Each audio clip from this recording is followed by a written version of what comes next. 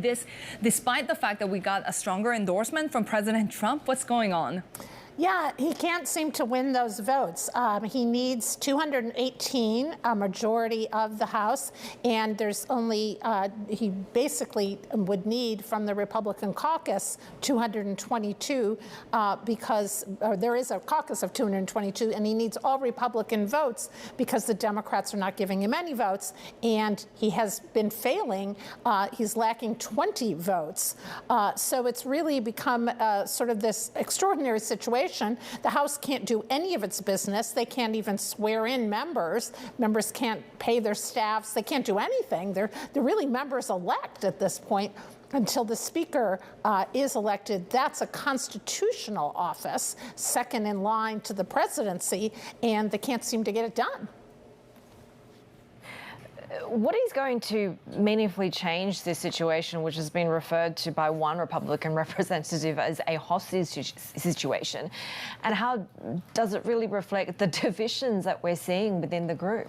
Yeah, so these Republicans who won't give him the votes, Heidi, they're very conservative Republicans for the most part, and it's very hard for him to negotiate with them. It's very hard to figure out what they want in return. Some want things that would basically allow them to, take over the Speaker role pretty quickly. Some want positions on committees that would really move them up in front of much more senior members who likely then wouldn't vote for him. So it's really hard to figure out how they do this. Some are saying that they maybe should start coming up with other names. Steve Scalise, who is sort of right behind, or is viewed as being right behind Kevin McCarthy in line for this job, has been mentioned as someone maybe they should put him on the ballot and see how he does. There had been some talk about trying to negotiate with Democrats and maybe find somebody more moderate. The Democrats, first of all, don't appear to be in a mood to negotiate. They're standing firm and just kind of watching the whole thing. As Nancy Pelosi said, this is not our mess. Let them figure it out. And also, if you did negotiate with Democrats to try to get a more moderate person, they may lose some of those other votes, even if they get some Democratic votes. So it's really hard. It's a very complicated puzzle right now, and it looks like they're just going to keep voting for a while to see if something else can emerge. We hear from people behind the scenes in the Republican Party that they are continuing to negotiate.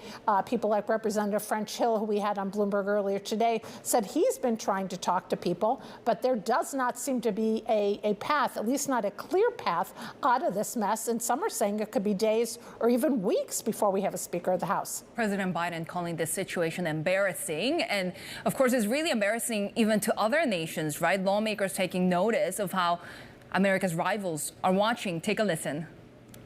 And just a couple of quotes from Chinese state media from the Global Times.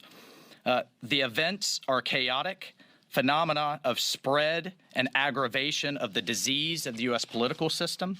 What happened in the highest hall of U.S. democracy is not a simple farce, but a political thriller with huge destructiveness and a wide-ranging and far-reaching impact. Faced with the political chaos in the U.S., there is a sharp question whether the political class of the country is able to govern, and whether the internal conflicts and contradictions of one of the major political parties contaminate the entire system. What are the broader implications of this political paralysis? And something that really stuck with me is that you often forget that the second in line to the presidency is actually the Speaker of the House.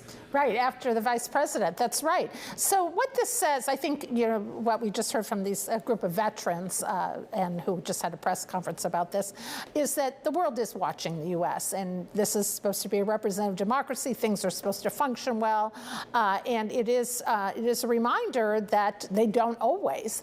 And the implications could be, even if Kevin McCarthy gets the speakership, how long could he keep it? And will we be going through this again? And also, what can they get done in these 2 years? That's a real question. The Senate is not yet in. They have not had these problems. They have their leadership, but they won't be able, if the House doesn't, can't constitute themselves, it'll be hard for the Senate. They could pass legislation, and it won't matter if the House doesn't pass it as well. So it really is a waiting game right now, and the whole world is watching.